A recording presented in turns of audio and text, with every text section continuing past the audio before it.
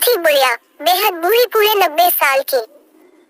एक तो बेचारी को ठीक से दिखाई नहीं पड़ता था, ऊपर से उसकी मुर्गियां चराने वाली लड़की नौकरी छोड़कर भाग गई। बेचारी बुढ़िया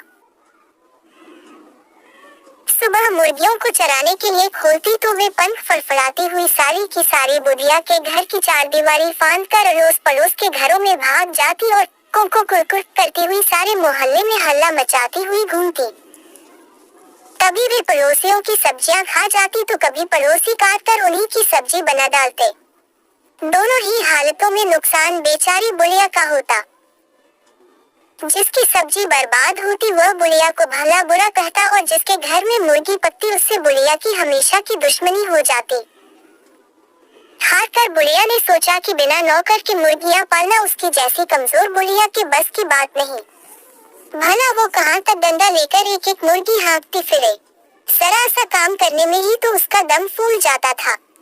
और बुढ़िया निकल पड़ी लाठी टेकती नौकर की तलाश में। पहले तो उसने अपनी पुरानी मुर्गियां चराने वाली लड़की को ढूंढा, लेकिन उसका कहीं पता नहीं लगा। यहाँ तक कि उसके माँ बाप को भी नहीं मालूम था कि लड़की आखिर गई तो गई कहाँ। नालायक और दुष्ट लड़की, कहीं ऐसे भी भागा जाता है। न अता न पता, सबको परेशान करके रख दिया। बुढ़िया बड़बड़ाए और आगे बढ़ गई। थोड़ी दूर पर एक भालू ने बुढ़िया को बड़बड़ाते हुए सुना तो वह घूमकर सड़क पर आ गया और बुढ़िया को रोककर बोला, बुढ़िया नानी नमस्कार। आज सुबह सुबह कहाँ जा रही हो? सुना है तुम्हारी मुर्गियां चराने वाली लड़की नौकरी छोड़कर भाग गई है। न हो तो मुझे ही नौकर रख लो, खूब देखभाल करूंगा तुम्हारी मुर्गियों की। अरे हटो, तुम भी क्या बात करते हो?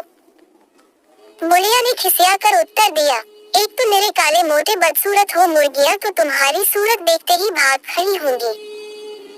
फिर तुम्हारी बेसुरी आवाज उनके कानों में पड़ी तो वे मुड़कर दरबे की ओर आएंगी भी नहीं। एक तो मुर्गियों के कारण मोहल्ले भर से मेरी दुश्मनी हो गई है, दूसरा तुम्हारे जैसा जंगली जानवर और पाल लूं तो मेरा जीना भी मुश्किल हो जाए। छोड़ो मेरा रास्ता, मैं खुद ही ढूंढ लूंगी अपने काम की नौकरानी। बुढ़िया आगे बढ़ी तो थोड़ी ही दूर पर एक सियार मिला और बोला, हुआ राम राम बुढ़िया नानी, किसे खोज रही हो? बुढ़िया खिसिया कर बोली, अरे खोज रही हूँ एक भली सी नौकरानी जो मेरी मुर्गियों की देखभाल कर सके। देखो भला मेरी पुरानी नौकरानी इतनी दुष्ट छोरी निकली कि बिना बताए कहीं भाग गई। अब मैं मुर्गियों की देखभाल कैसे करूँ? कोई कायदे की लड़की बताओ जो 100 तक गिनती गिन सके ताकि मेरी 100 मुर्गियों को गिनकर डब्बे में बंद कर सके। यह सुनकर सियार बोला, हुआ बुढ़िया नानी, ये कौन सी बड़ी बात है। चलो अभी मैं तुम्हें एक लड़की से मिलवाता हूँ, मेरे पड़ोस में ही रहती है। रोज जंगल के स्कूल में पढ़ने जाती है, इसलिए 100 तक गिनती उसे जरूर आती होगी। अकल भी उसकी खूब अच्छी है। शेर की मौसी है वो, आओ तुम्हें मिलवा ही दूं उससे। बुढ़िया लड़की की तारीफ सुनकर बड़ी खुश होकर बोली, जुग जुग जियो बेटा, जल्दी बुलाओ उसे कामकाज समझा दूं। अब मेरा सारा झंझट दूर हो जाएगा। लड़की मुर्गियों की देखभाल करेगी और मैं आराम से बैठकर मक्खन बिलोया करूंगी। सियार भाग कर गया और अपने पड़ोस में रहने वाली चालाक पूसी बिल्ली को साथ लेकर लौटा। पूसी बिल्ली बुढ़िया को देखते ही बोली, म्याऊ, बुढ़िया नानी नमस्ते। मैं कैसी रहूंगी तुम्हारी नौकरानी के काम के लिए? नौकरानी के लिए लड़की जगह बिल्ली को देखकर बुढ़िया चौंक गई।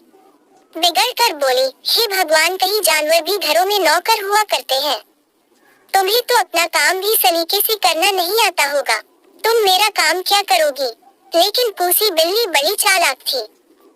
आवाज को मीठी बनाकर मुस्कुरा कर बोली, अरे बुढ़िया नानी, तुम तो बेकार ही परेशान होती हो। कोई खाना पकाने का काम तो है नहीं जो मैं न कर सक। आखिर मुर्गियों की ही देखभाल करनी है न, वो तो मैं खूब अच्छी तरह कर लेती हूँ। मेरी माँ ने तो खुद ही मुर्गियाँ पाल रखी है, पूरी 100 है। गिनकर मैं ही चलाती हूँ और मैं ही गिनकर बंद करती हूँ। विश्वास न हो तो मेरे घर चलकर देख लो। एक तो पूसी बिल्ली बड़ी अच्छी तरह बात कर रही थी और दूसरे बुढ़िया काफी थक भी गई थी, इसलिए उसने ज्यादा बहस नहीं की और पूसी बिल्ली को नौकरी पर रख लिया। पूसी बिल्ली ने पहले दिन मुर्गियों को दरबे में से निकाला और खूब भाग दौड़कर पड़ोस में जाने से रोका। बुढ़िया पूसी बिल्ली की इस भाग दौड़ से संतुष्ट होकर घर के भीतर आराम करने चली गई। दिनों से दौड़ते भागते बेचारी काफी थक गई थी तो उसे नींद भी आ गई।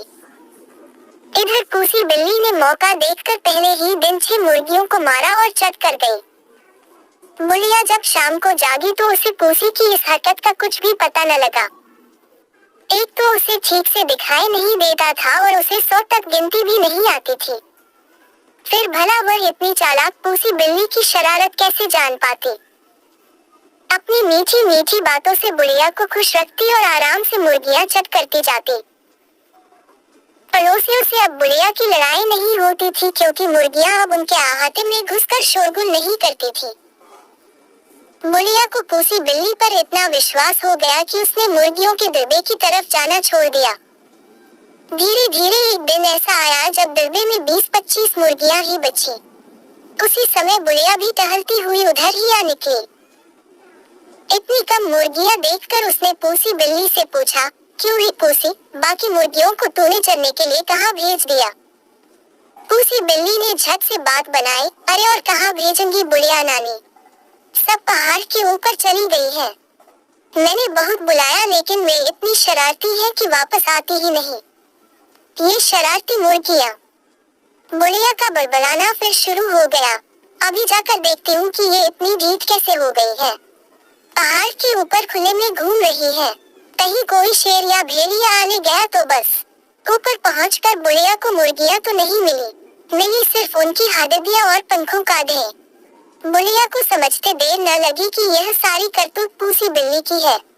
वो तेजी से नीचे घर की ओर लौटी। इधर पूसी बिल्ली ने सोचा कि बुढ़िया तो पहाड़ पर गई, अब वहाँ सिर पकड़ कर रोएगी, जल्दी आएगी नहीं।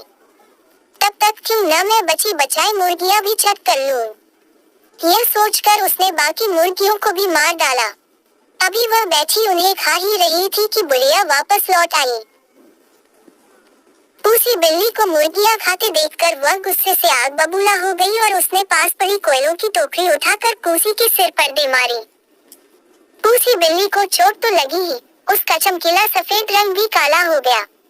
अपनी बदसूरती को देखकर वह रोने लगी। आज भी लोग इस घटना को नहीं भूले हैं और रोती हुई काली बिल्ली को डंडा लेकर भगाते हैं।